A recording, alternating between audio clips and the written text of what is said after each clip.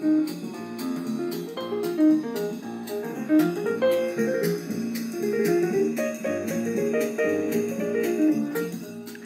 following is a Comfortably Zoned Radio Network production. Thank you, Tally Olson. I am back.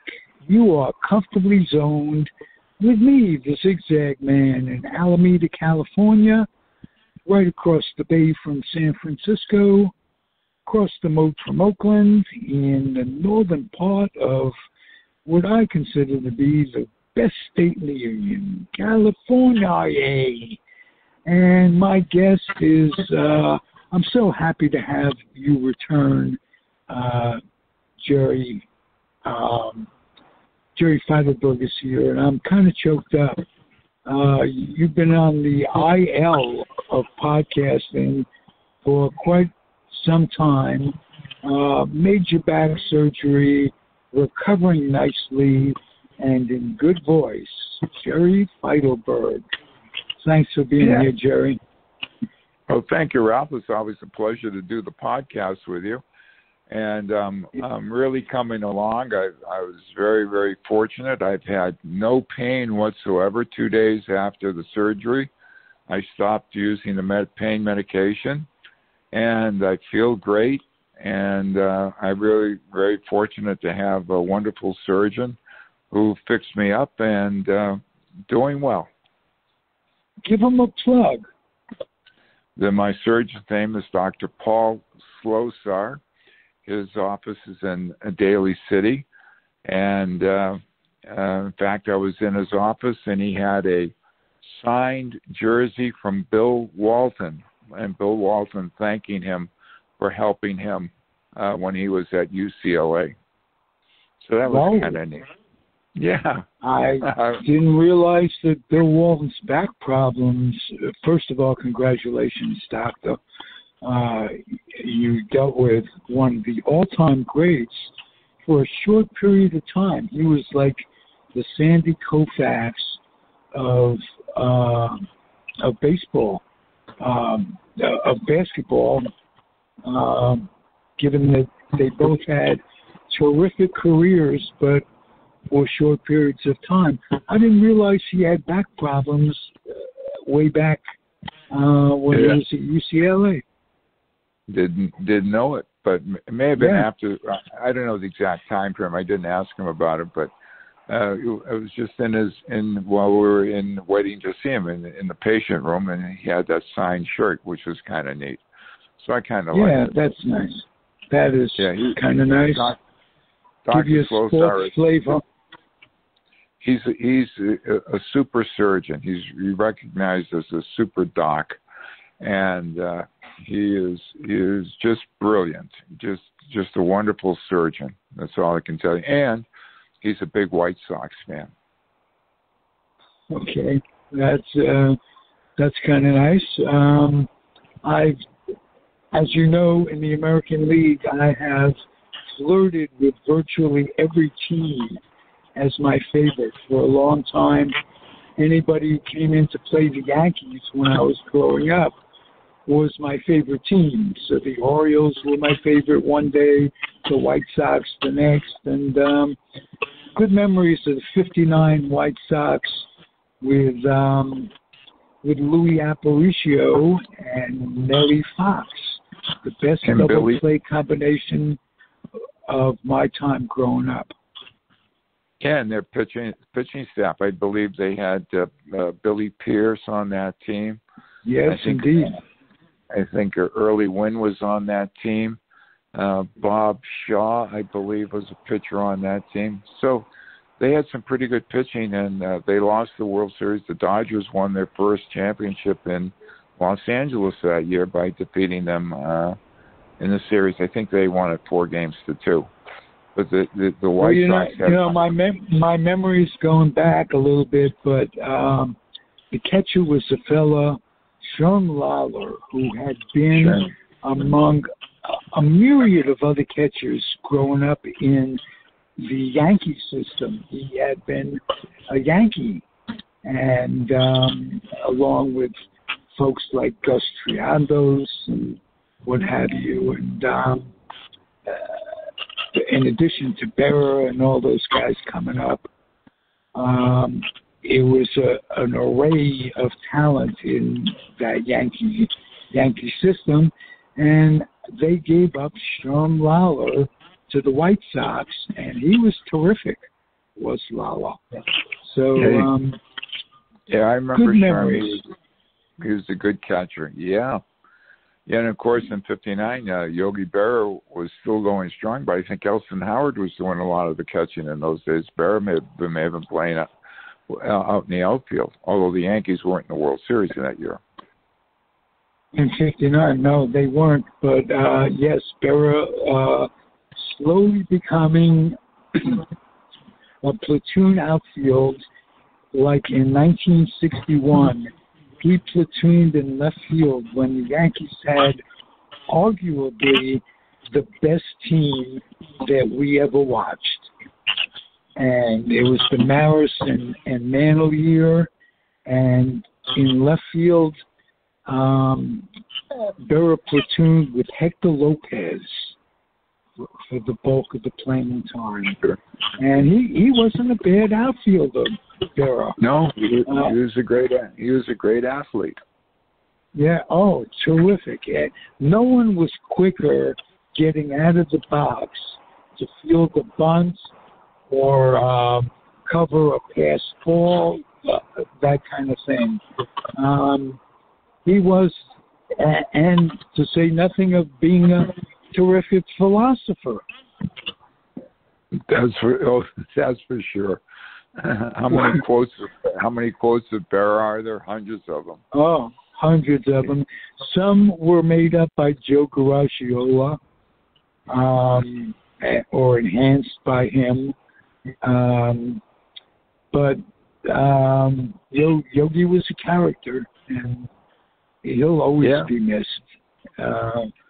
Remember if there's one guy. Go ahead. You remember what he said about the shadows in Yankee Stadium during the World Series? It gets late early. It gets dark early. Yeah, it gets late early. And a myriad of other things. If you see a fork in the road, take it to get to his house. That kind of thing. Yeah. It ain't, and some profound thing, some really truthfully profound stuff. It ain't over till it's over. And when you think about it, it ain't over till it's over.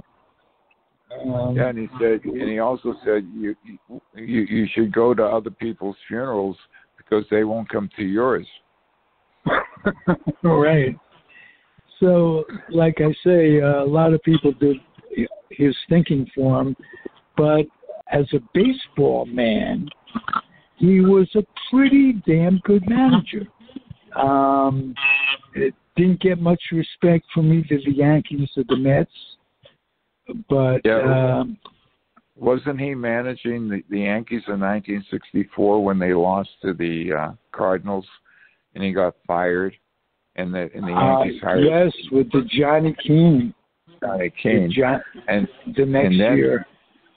And then Yogi became manager of the Mets, and he took the Mets to the World Series in 1973, and they almost beat the A's. They took the A's to 7 games in that series.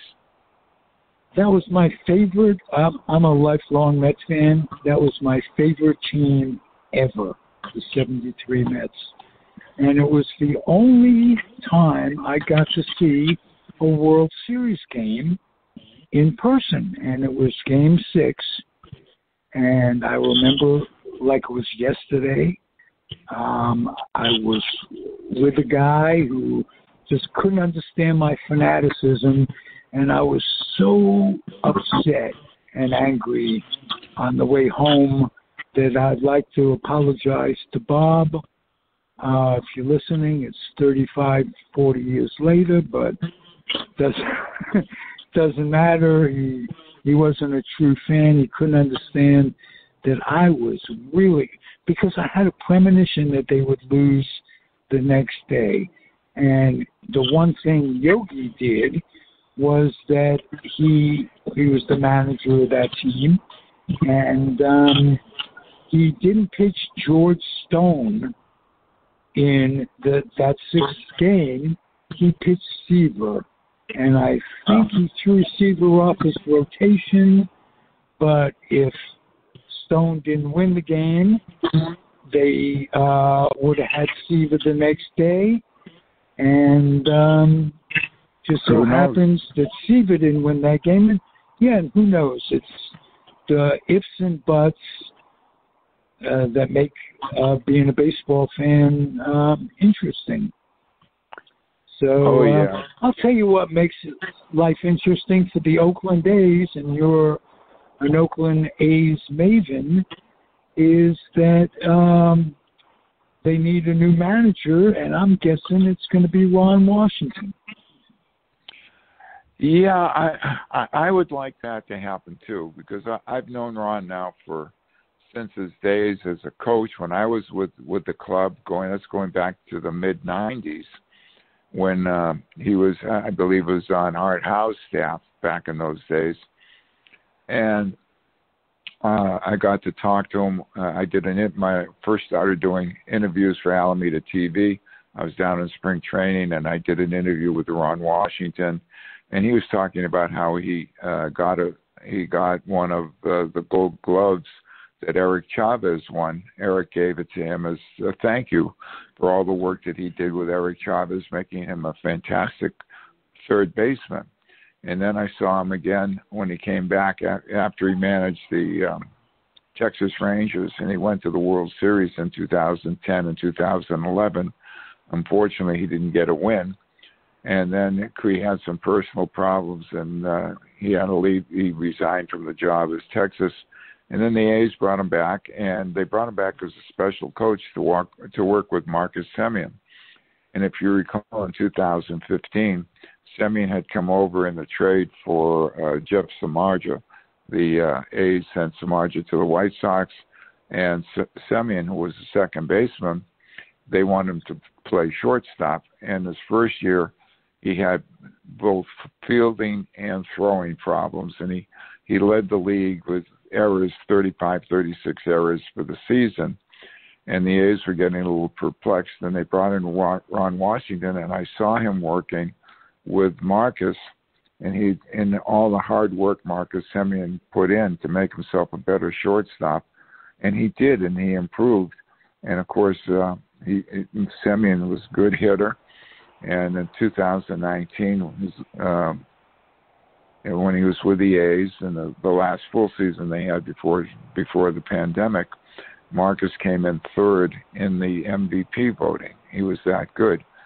And the A's made a huge mistake last year. After the 2020 season, they let Semien go as a free agent. They could have offered him a qualifying offer for $18.4 million, but they didn't even want to do that because they knew they probably would have had to pay it $18 million, and they were willing to let Semien go. So he signed a nice contract, 2-year contract with the Blue Jays.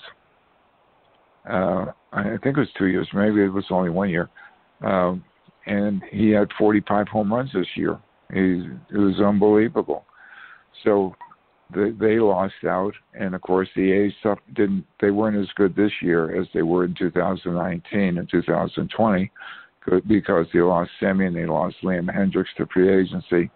Now they have 8 or 10 players that are free agents. They got players that are arbitration eligible. Their manager, Bob Melvin, left the team for greener pastures in San Diego. And so, yeah, they would be wise to get Ron Washington, but he may not want to come here. He may not want to rebuild the club. Leave Atlanta.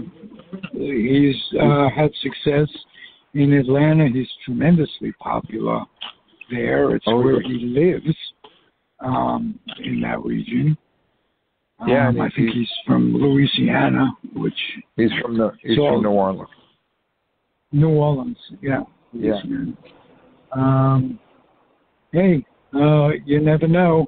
But I'll tell you, the good part is for the A's, they seem to have retained Billy Beane. I think the Mets made him an offer, or they talked to him, or he didn't want to talk to the Mets. He's going to be around. And if anybody could get them on the straight and narrow, it's Billy Beane, who does it year after year. Yeah, I thought that the Mets were going to hire both Melvin and Beane, but Beane I did wants too. to. I was very disappointed. Yeah. Yeah, Billy wants to stay on the West Coast. He's got a nice gig. He does what he does, and if the team doesn't do well for 3 or 4 years, he knows he's not going to get fired. So, and he has a small ownership portion of the team. So, can't fire the owner. Connie Mack said that best. Yeah, can't fire the owner. Yeah, and of course, we have the stadium issue with the A's. Today, Tell me about that. How that's going? Not well, Oakland. The Oakland County Board of Supervisors sort of approved the go-ahead for the deal, but it hasn't been. It's not final yet. And in the meantime, the A's have made several trips to Las Vegas, and today they sent out an email. I received it. They wanted to do a 10-minute survey. And I thought it was going to be, keeping the A's in Oakland versus going to Las Vegas. And all the questions were all slanted to going to Las Vegas. How many times have you been to Las Vegas? Would you go to Las Vegas? Or if the stadium is on the Strip, what type of stadium you want? Open air, partially closed, fully closed stadium, that type of thing. And it was now this is after the approval of the Board of Supervisors? Right. Remember I told you, Ralph, I will believe it when they put the shovels in the ground. The shovels haven't hit the ground yet. So, wow. And the Oakland Raiders, or the former Oakland Raiders, now the Las Vegas Raiders, went through the same thing at the Coliseum site, trying to get a better stadium for the Raiders. Mm-hmm. And then Nevada, they were working with the Raiders were working with Sheldon Adelson, and he was going to put up $750 million. I think there was $750 million, $750 million to invest in the stadium, but he wanted to own it, part of the ownership. Mark Davis didn't want that, and they worked a deal. The state of Nevada came up with $750 million. The stadium was built. The Raiders are playing there. The team is doing well, and they're putting people in the stands. So, and then there are the Warriors who fled town. And the Warriors went from Oakland to San Francisco to a beautiful, beautiful new facility in the city. And so and of course, can the city of Oakland afford to lose the A's? The only professional franchise they have left? That's a good question. If you look at the demographics, you'd think that there's enough people to support the team, but the A's have been the second team in the town. The Giants were here for 10 years before the A's got here. The A's have been here since 1968. They're well established, but they don't draw well. And the only time they drew really well was in the late 80s, early 90s, from 87 to 92, when the A's had 3 rookies of the year in a row, with Jose Canseco, Mark McGuire, and Walt Weiss, and they had wonderful pitching. They had, they won 3 pennants in a row. They won one world championship in 1989, but they were competitive. In 92, they went to the playoffs, but that was the last year. But in all that time, they drew between 2.4, 2.9 million people. And they were putting fannies in the seats because they were fan friendly. The Haas family had it. They were rooted in the Bay Area, and they made improvements to the Coliseum, and they made it a destination.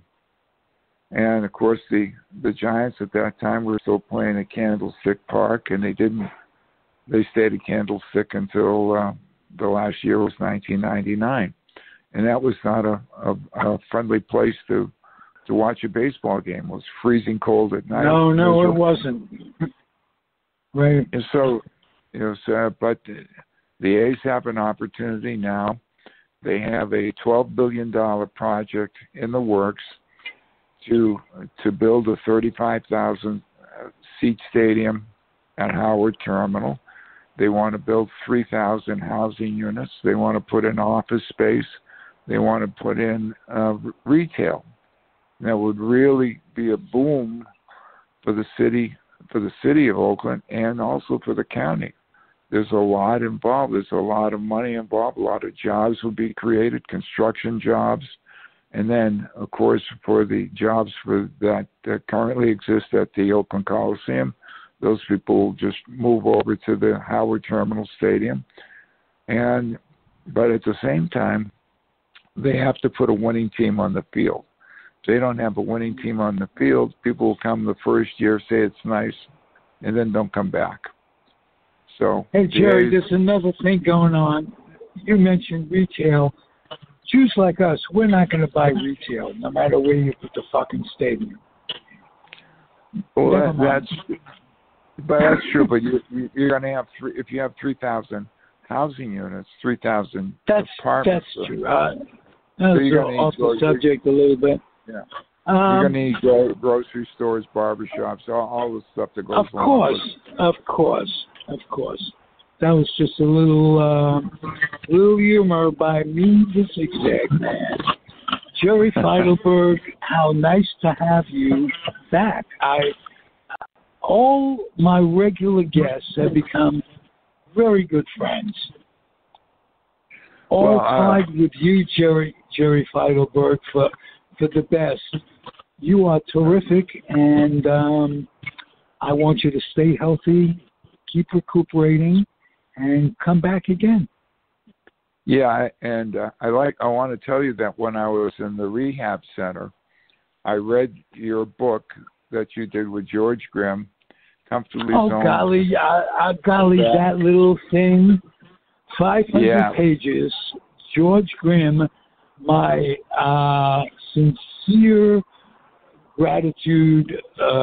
I'll express that again. You helped. We collaborated on a terrific work. I must admit, I'm not humble about this one. Jerry, tell the folks out there what you thought of it. Oh, I love the book. It gave you such good insight. Mark Littell, reading about his journey as a baseball player. The Fritz Peterson story, all the backstory about what went on in that scandal in 1974 when Mike Kekich and Fritz Peterson swapped wives, and what went on, and he gave you all the background on that. And then I'm just looking through it, and I just realized you did an interview with a gentleman who just passed away a short time ago, Arnold Haino. And Arnold was 99 years old. You did one with Leonard at the time, and was all these people, Bob Wolf, for instance, who are no longer with us. I mean, and it's only been 4 or 5 years that I've done interviews with many of these guys. Tremendous sadness. These were people who had their brains and their all the way through life. They're an inspiration to me and to you in your 80s. You want to be 90, but you want to be 90 with it all. And these people had it all. Irv Noren, another one into his 90s. Bobby Brown, Dr. Bobby Brown. You're absolutely right. There's so many stories. Stories about Ralph Terry, Charlie Silvera. You got Peter Golenbach talking about Mickey Mantle and those back in those days with Billy Martin and Mickey Mantle and Whitey Ford. The stories, if you're a baseball junkie like I am and you are, and we love the history of the game and all the things that have gone on. One of the things when I was with the A's and when we were talking baseball history, the trainer said to me, Jerry, you're not going to believe this. Most of the players do not have the history that you do, that we do. You know, the young guys are coming up, they're in their early 20s. They may be fans of a team, but they're not really baseball historians. They're concerned about what they're doing, but not what the whole lore of the game. And what this book does, it brings out the richness of the lore of the game and all the stories and all the events, whether it's watching a special World Series like 1969 with the Miracle Mets with Tom Seaver, Jerry Koosman, John Matlock, and Nolan Ryan on the pitching staff. Those are great stories. And there are other stories about the teams. The Braves, you talk about the Braves and the Giants and the trade the Giants made to get Alpendorf and Eddie Stanky, and that propelled them to the pennant in 1951, I believe, and 54. And so these are great stories. 51, 54. Yeah, they're great stories. And it's just part of why we love baseball. Well, I couldn't have expressed it better had I written the book. Wait a moment, I did. But, and like I say, I'm humble, but as I thumb through it at this very moment, I'm in awe of the way it was put together by George Grimm. And I look back on these interviews, and I'm like Walter Mitty. I get to talk to folks. I'm on the inside of the game. It's a lifetime's dream come true. The podcast network, which provided the interviews, and the book itself. I'm doing pretty good. I'm feeling pretty good. Let me put it to you that way. I'm going to be 75 in a few days. And your birthday's on Monday, and mine is on Tuesday. Wow. Nice, Jerry. We have a connect there. Scorpio. Yep. What does that mean? You know, I have, when I talk about astrology, I have no belief in any of that, probably because I'm a Scorpio. Never mind. You like that one? Yeah. All right. 1 out of 2 is not bad. I'm a 500 hitter today with Jerry Feitelberg, Comfortably Zone Radio Network. I'm Ralph Tycho. Thanks for the nice words about the book. I'm going to send it off to George Grimm so he can quell about hearing what you think of it. Your opinion is very important to me, and I'm glad I was able to provide entertainment for you while you were going through rehab. That was nice. Yeah. It made me feel good. Yeah, it was a big help. Thank you, Jerry. Have a nice day. Say hello to your lovely Isla, and we'll talk at you real soon. Comfortably Zoned Radio Network. I'm Ralph Tycho, the weak link of it all. Adios and happy trails, everybody. Bye-bye. Bye-bye.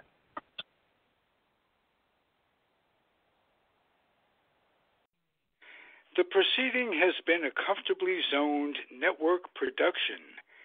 You are advised to keep your dreams wet, your humor dry, your children and grandchildren out of military recruiting offices, and off the laps of clerics who wear dresses. Thank you for listening, everyone. Happy trails.